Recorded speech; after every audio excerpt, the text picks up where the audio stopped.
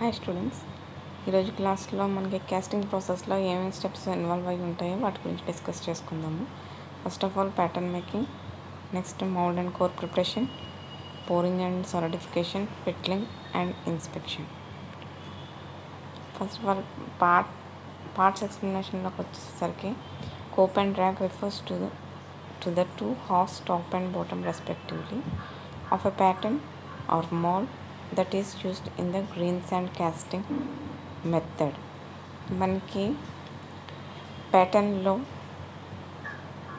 Mould shape ఎలా ఉంటుంది కదండి, దీన్ని ఈ సెంటర్ లైన్ని పార్టింగ్ లైన్ అంటాము. ఈ పార్టింగ్ లైన్ టాప్ పోర్షన్ అంతటిని కోప్ అంటాము అండ్ బాటమ్ సైడ్ ఉన్నదంతటిని డ్రాగ్ అని అంటాము. నెక్స్ట్ వచ్చేసరికి both runners and Risers is used to pass the molten metal in to the mould cavity. Runner and raiser మనకి ఈ sand క్యాస్టింగ్లో మనం రన్నర్ అండ్ రైజర్ మెయిన్గా use చేస్తాము. రన్నర్ అండ్ రైజర్ యొక్క main concept ఏంటంటే మెటల్ని ఫీడ్ చేయడానికి దీన్ని యూజ్ చేస్తాం. అంటే మౌల్డ్ క్యావిటీలో ఫిల్ చేయడానికి ఈ runner and raiser the basic use అన్నమాట. మోల్టెన్ మెటల్ని సెండ్ చేయడానికి రన్నర్ అండ్ రైజర్ అనేది యూజ్ అవుతుంది. ఇక్కడ మనం ఫిగర్ చూసినట్లయితే ఇక్కడ ఒక సాలిడ్ పార్ట్ మనకి ఇది కావాలి అని అంటే దాన్ని హాఫ్ పోర్షన్ అనేది ఒక సెక్షన్లో మనం ప్లేస్ చేయడం జరిగింది అండ్ హాఫ్ పోర్షన్ అనేది అనదర్ సెక్షన్ని అంటే 2 పార్ట్స్ కింద దాన్ని డివైడ్ చేయడం జరిగింది. సో దీన్ని ఆ హాఫ్ పోర్షన్ ఏదైతే ఉందో దాన్ని కోప్ అని అంటాం. రిమైనింగ్ హాఫ్ పోర్షన్ ఏదైతే ఉందో దాన్ని డ్రాగన్ అని పిలుస్తాం. నెక్స్ట్ ప్యాటర్న్ మేకింగ్ వచ్చేసరికి ఏంటంటే ప్యాటర్న్ అనేది నథింగ్ బట్ ఒక మోడల్ అండి. ప్యాటర్న్ ఈజ్ ఏ మోడల్ లేదా the replica of an object to be casted.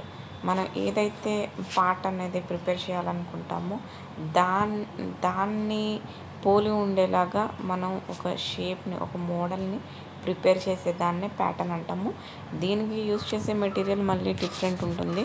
Either would use చేసుకోవచ్చు, లేకపోతే ప్లాస్టిక్ యూజ్ చేసి మోడల్ ప్రిపేర్ చేసుకోవచ్చు, or wax or any other metal. Same ఏదైతే అవుట్పుట్ మన ప్రొడక్ట్ ఏదైతే కావాలనుకుంటే దాని మెటీరియలే అవసరం లేదు. సో వేరే మెటీరియల్ యూజ్ చేసి మనం ప్యాటర్న్ అనేది ప్రిపేర్ చేయడం జరుగుతుంది. ప్యాటర్న్ ప్రిపేర్ చేసిన తర్వాత మనం మౌల్డింగ్ శాండ్లో క్యావిటీ అనేది ప్రొడ్యూస్ చేస్తామన్నమాట. క్యావిటీ ఫామ్ చేస్తాం. ఆ క్యావిటీ ఫామ్ చేసిన తర్వాత ప్యాటర్న్ అనేది రిమూవ్ చేయడం జరుగుతుంది. రిమూవ్ చేసిన తర్వాత మనం మోల్టెన్ మెటల్ని దాంట్లో ఆ క్యావిటీలో ఫిల్ చేసే మెథడ్ అనేది జరుగుతుంది. అయితే ఈ ప్యాటర్న్ మేకింగ్ ప్రాసెస్లో కూడా మనం ఏం చేస్తామంటే డిఫరెంట్ అలవెన్సెస్ అనేవి కన్సిడర్ చేసుకుంటాం. దాంట్లో మిషనింగ్ అలవెన్సెస్ ఉంటాయి, ష్రింకేజ్ అలవెన్సెస్ ఉంటాయి. అలవెన్సెస్లో డిఫరెంట్ టైప్స్ ఆఫ్ అలవెన్సెస్ ఉంటాయి. సో ఆ అలవెన్సెస్ని కన్సిడర్ చేసుకునే మనం ప్యాటర్న్ మేకింగ్ అనేది చేస్తాం అన్నమాట. అలవెన్స్ అనేది ఏమీ లేదు. అలవెన్సెస్ అంటే డైమెన్షనల్ అలవెన్సెస్ అండి. ఐదర్ పాజిటివ్ ఆర్ నెగిటివ్లో ఉంటాయి. ఎడిషనల్ వాల్యూ లేదా ఆ వాల్యూ అనేది రెడ్యూస్ చేయడం అనేది లేకపోతే యాడ్ చేయడం అనేది జరుగుతుంది ప్యాటర్న్ మేకింగ్ ప్రాసెస్లో. సో ఎందుకు యాడ్ చేస్తాము, ఎందుకు రెడ్యూస్ చేస్తాము అని అంటే మనం తీసుకునే మెటల్ని బట్టి ఆ మెటల్కి ఎక్కువ ష్రింకేజ్ ప్రాపర్టీ ఉన్నది అనుకోండి, అప్పుడేం చేస్తాము, సో మనం ఎడిషనల్గా యాడ్ చేయవలసి వస్తుంది. అదర్వైజ్ దానికి ఎక్స్పాండ్ అయ్యే నేచర్ ఉంది అనుకోండి మెటల్కి, మనం తీసుకునే మెటల్కి. సో అప్పుడు ఏం చేస్తాము, మైనస్ చేసి ఒరిజినల్ సైజ్ నుంచి ఇంకా మైనస్ చేసి మనం ప్యాటర్న్ అనేది తయారు చేయడం జరుగుతుంది. అప్పుడు ఏమవుతుంది, ఆల్రెడీ దానికి ఎక్స్పాండ్ అయ్యే నేచర్ ఉంది కనుక ఆఫ్టర్ సాలిడిఫికేషన్ ఏమవుతుంది, అది ఎక్స్పాండ్ అవుతుంది కనుక మనం తీసుకున్న సైజుకి అది ఎంత లెవెల్లో ఎక్స్పాండ్ అవుతుందో అది మెజర్ చేసుకొని మనం ఆ ప్యాటర్న్ అనేది ప్రిపేర్ చేయడం జరుగుతుంది అన్నమాట. సో ఎలవెన్స్ అనేది నథింగ్ బట్ డైమెన్షన్స్ తీసుకునే డైమెన్షన్స్ ఐదర్ పాజిటివ్లో అన్న తీసుకుంటాం లేదా నెగిటివ్లో అన్న తీసుకుంటాం, అంటే based on the metal we choose for casting process. ఇక్కడ చూసినట్లయితే ఒక ఆపరేటర్ మౌల్డ్ మేకింగ్ ప్రాసెస్ అనేది చేస్తున్నాడు. ఇది అవుటర్ పార్ట్ ఉన్నది మౌల్డింగ్ బాక్స్ అండి, ఇంటర్నల్ ఇది ఉన్నది మౌల్డ్స్ అండ్ ఇక్కడ క్యావిటీస్ అనేది కనిపిస్తున్నాయి కదా. ఈ క్యావిటీస్ ఎలా ఫామ్ అయ్యాయంటే ప్యాటర్న్ ద్వారా ఈ క్యావిటీస్ అనేవి ఫామ్ అవ్వడం జరిగింది. Next mould and core preparation. Mould ప్రిపరేషన్కి కోర్ ప్రిపరేషన్కి డిఫరెన్స్ ఉంది. కోర్ అనేది ఏంటంటే ఇంటర్నల్ హాలోనెస్ కోసం మనం తీసుకునేది కోర్ పార్ట్. అలాగే ఇంటర్నల్ డిజైన్లో మనకి ఏమన్నా యాంగిల్ అనేది ప్రొవైడ్ చేయాలి అని అనుకుంటే కనుక యాంగిల్ మేకింగ్ కోసం కూడా కోర్స్ అనేవి యూజ్ అవుతాయి. అలాగే కొంత హాలోనెస్ అనేది ప్రొవైడ్ చేయాలి అనుకుంటే, లేకపోతే ఒక హోల్ టైప్ షేప్ సర్క్యులర్ లేకపోతే రెక్టాంగులర్ పర్పెండిక్యులర్ లేకపోతే ఎనీ షేప్ ఏదైనా ఒక హోల్ లాంటిది ప్రొవైడ్ చేయాలి అని అనుకుంటే, అది ఒకవేళ ప్యాటర్న్ తయారు చేసేదే యాజ్ ఇట్ ఈజ్ మన అవుట్పుట్ ఏదైతే ఉందో component same as it is pattern అనేది షేప్ వచ్చేస్తుంది. అయితే కొన్ని కేసెస్లో ఏంటంటే కొన్ని కాంప్లెక్స్ కాంపోనెంట్స్లో ఏంటంటే ఇంటర్నల్ హాలోనెస్ అనేది ఈ ప్యాటర్న్ ద్వారా అవ్వదు అన్నమాట. అది మనకేమవుతుంది అంటే డ్యామేజ్ అయిపోతుంది. మౌల్డ్ షేప్ అనేది డ్యామేజ్ అవ్వడం జరుగుతుంది అన్నమాట. సో ఆ ప్రాబ్లమ్ని రీప్లేస్ చేయడానికి ఏం చేస్తామంటే కోర్ అనేది ఇంటర్నల్గా ప్లేస్ చేయడం జరుగుతుంది. సో అందుకని ఇది ఒక ఎడిషనల్ పార్ట్ అన్నమాట ప్యాటర్న్ మేకింగ్లో. సో దీన్ని ప్రిపేర్ చేయడానికి కూడా డిఫరెంట్ మెటీరియల్స్ అనేవి ఉంటాయి. ఈ కోర్ అనేది not a permanent type core అన్నమాట. కొన్ని శాండ్ కోర్స్ ఉంటాయి, అలాగే కొన్ని మెటల్ కోర్స్ కూడా ఉంటాయి.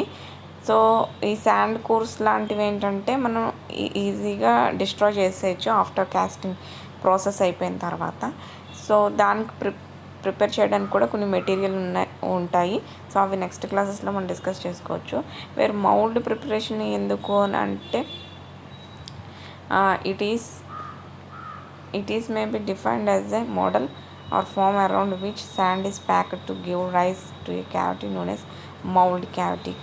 Mould cavity అంటే చెప్పాను కదండి, క్యావిటీస్ అనేది మనం ఎగ్జాంపుల్గా చూసుకుంటే టూత్ క్యావిటీస్ ఫామ్ అయినాయి అంటారు కదా సో టీత్లో. సో అవేంటి అని అంటే ఒక స్పేస్ అనేది ఫామ్ అయ్యింది, ఒక గ్యాప్ లాంటిది ఫామ్ అయ్యింది అని చెప్పేసి అంటాం అని చెప్పుకోవచ్చు. సో ప్యాటర్న్ ద్వారా మనం దేనికోసం ప్యాటర్న్ అని ప్రిపేర్ చేస్తాము అని అంటే ఒక క్యావిటీ ఫామ్ చేయడానికి. సో యాజ్ ఇట్ ఈజ్ ఆ షేప్లో మనకి క్యావిటీ ఫామ్ అయితే ఆ క్యావిటీలో మనం పోరింగ్ మెటల్ అనేది పంపించడం జరుగుతుంది అన్నమాట. సో అది సాలిడిఫికేషన్ అయిపోయిన తర్వాత మనకి అవుట్పుట్ అనేది మనకి వస్తుంది. నెక్స్ట్ వచ్చేసి ఇక్కడ ఒక ఫిగర్ చూసినట్లయితే మనకి ఇది పోరింగ్ బేసిన్ అండి, ఇది ఫీడర్ అండ్ ఫిల్లింగ్ సిస్టమ్, అలాగే ఇది కాస్టింగ్ అంటే పార్ట్ ఒక షేప్ అన్నమాట. ఇది మెటల్ కోర్ అండ్ ఇది శాండ్ కోర్. నెక్స్ట్ ఇది గేట్. సో మనకి ఇక్కడ గేట్ అనేది ఏంటి అంటే entrance of the molten metal అన్నమాట. మోల్టెన్ మెటల్ మెయిన్ క్యావిటీలోకి వెళ్ళే ముందు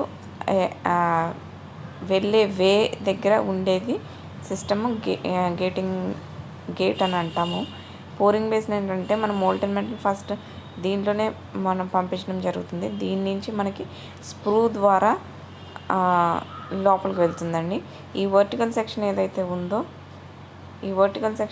ఉందో దాన్ని స్క్రూ అంటాము. అలాగే ఈ వర్టికల్ సెక్షన్ కింద ఏదైతే ఉందో దాన్ని స్క్రూ వెల్ అని అంటాము. స్క్రూ వెల్ నుంచి ఇది క్యావిటీలోకి వెళ్తుంది. ఈ క్యావిటీలోకి వెళ్ళే ఎంట్రన్స్ ఏదైతే ఉందో దాన్ని గేట్ అని అంటాము. కోర్ ప్రింట్ అనేది ఏంటి అని అంటే కోర్ వేరు, కోర్ ప్రింట్ వేరండి. సో కోర్ అనేది స్టెబుల్గా ఫిక్స్డ్గా ఉండడానికి కోర్ ప్రింట్స్ అనేది ఫామ్ చేస్తాము. సో మనకి మనం ఫిల్ చేస్తున్నప్పుడు మెటల్ని క్యావిటీలో ఫిల్ చేస్తున్నప్పుడు ఏమో చాలా డిస్టర్బెన్సెస్ అనేవి, సమ్ వైబ్రేషన్స్ అనేవి ఎఫెక్ట్ అవ్వడం జరుగుతుంది. సో అలా జరిగినప్పుడు ఈ కోర్ అనేది దాని ప్లేస్లో నుండి మూవ్ అవ్వకుండా అది ఫిక్స్డ్గా ఏ ప్లేస్లో అయితే మనం ఫిక్స్ చేసామో ఆ ప్లేస్లో ఉండడానికి కోర్ ప్రింట్స్ అనేవి హెల్ప్ అవుతాయి. సో దీని యొక్క యూజ్ అనేది ఇంకా డీటెయిల్డ్గా ఫర్దర్ క్లాసెస్లో మనం డిస్కస్ చేసుకోవచ్చు. అయితే కోర్ ప్రింట్స్ ఏంటంటే కోర్ని బ్యాలెన్స్డ్గా సెట్ చేయడానికి, ఫిక్స్ చేయడానికి యూజ్ అవుతాయి. మెటల్ కోర్స్ అండి. ఇవి మెటల్ కోర్స్ అనేవి చెప్పాను కదా, హాలోనెస్ కోసం మనం ప్లేస్ చేయడం జరుగుతుంది. సో మెటల్తో తయారు చేసేదాన్ని మెటల్ కోర్స్ అంటాం. శాండ్ యూజ్ చేసేది శాండ్ కోర్స్ అని అంటాం. నెక్స్ట్ వచ్చేసి పోరింగ్ అండ్ సాలిడిఫికేషన్లో ఏంటంటే ఇక్కడ ఏం చేస్తాము, మౌల్డ్ ఫామ్ చేసిన తర్వాత ప్యాటర్న్ అనేది ప్రిపేర్ చేసిన తర్వాత మనం మౌల్డింగ్ అనేది ఫామ్ చేస్తాము. బాక్స్ తీసుకుంటాం, మౌల్డ్ బాక్స్. తర్వాత శాండ్ మెటీరియల్ అనేది డంప్ చేయడం జరుగుతుంది. తర్వాత ర్యామింగ్ ప్రాసెస్ చేస్తాము. ఆ తర్వాత క్యావిటీ అనేది ఫామ్ చేయడం జరుగుతుంది. తర్వాత లెవెలింగ్ చేస్తాము. ఆ తర్వాత ఏం చేస్తాము, కోప్ అండ్ డ్రాగ్ అనేది కూడా మనం ప్రిపేర్ చేసిన తర్వాత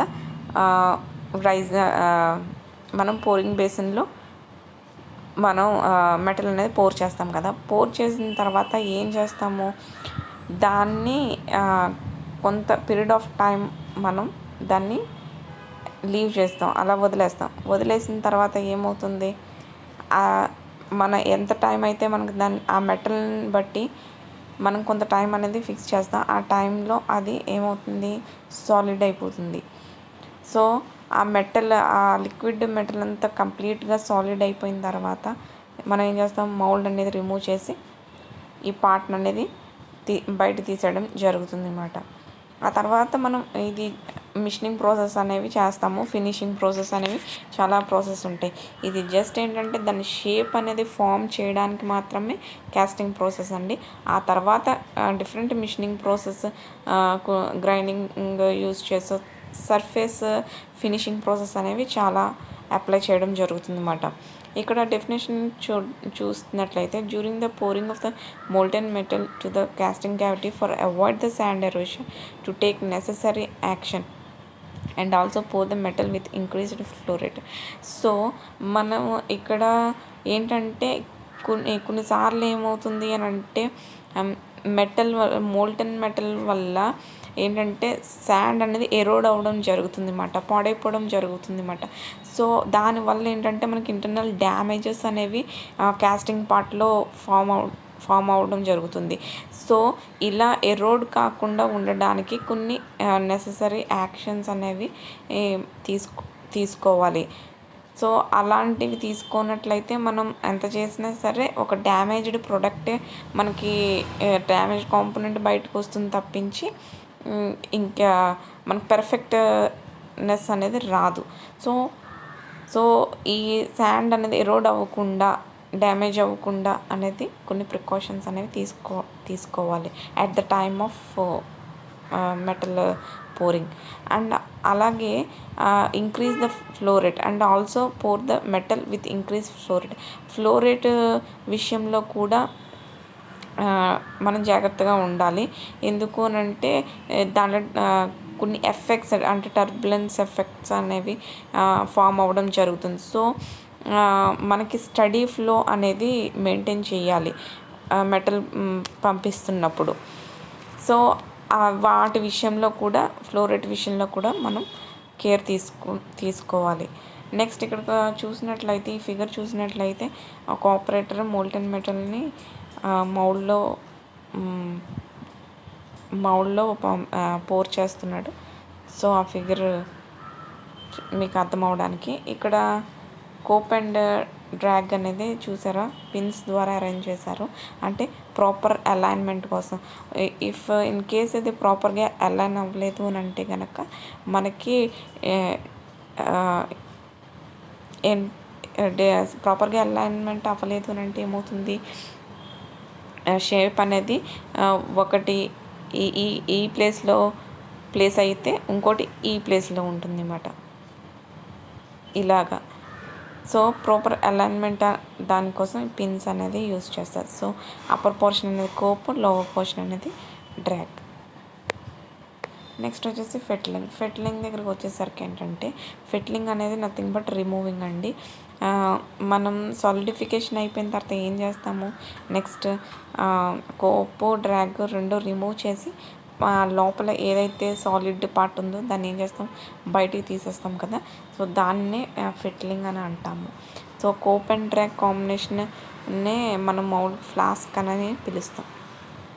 నెక్స్ట్ వచ్చేసరికి మనకి కాస్టింగ్ నుంచి బయటికి తీసిన పార్ట్స్ ఏ విధంగా ఉంటాయంటే ఈ విధంగా ఉంటాయి అన్నమాట. నెక్స్ట్ వచ్చేసి ఇన్స్పెక్షన్. మనం బయటికి తీసేసిన తర్వాత మనం ఇన్స్పెక్ట్ చేస్తామంటే అది ప్రాపర్గా ఉందా లేదా, లేకపోతే ఏమైనా డ్యామేజెస్ ఉన్నాయా, లేకపోతే డైమెన్షనల్ డిఫెక్ట్స్ ఏమైనా ఉన్నాయా అనేది చెక్ చేయడం జరుగుతుంది అన్నమాట. నెక్స్ట్ అడ్వాంటేజెస్ దగ్గరికి వచ్చేసరికి ఈ కాస్టింగ్ ప్రాసెస్ అనేది డిజైన్ ఫ్లెక్సిబిలిటీ అండి. సో ఎలాంటి క్రిటికల్ కాంపోనెంట్ లేదా కాంప్లెక్స్ నేచర్ ఉన్న కాంపోనెంట్ అయినా సరే, లేకపోతే కొన్ని క్రిటికల్ డైమెన్షన్ చాలా యాక్యురసీ మెయింటైన్ చేయవలసిన ఇవి ఉంటాయి కాంపోనెంట్స్. సో ఎలాంటి క్రిటికల్నెస్ ఉన్నా సరే ఈ కాస్టింగ్ ప్రాసెస్లో ఈజీగా మనం మ్యానుఫ్యాక్చర్ చేయొచ్చు అన్నమాట.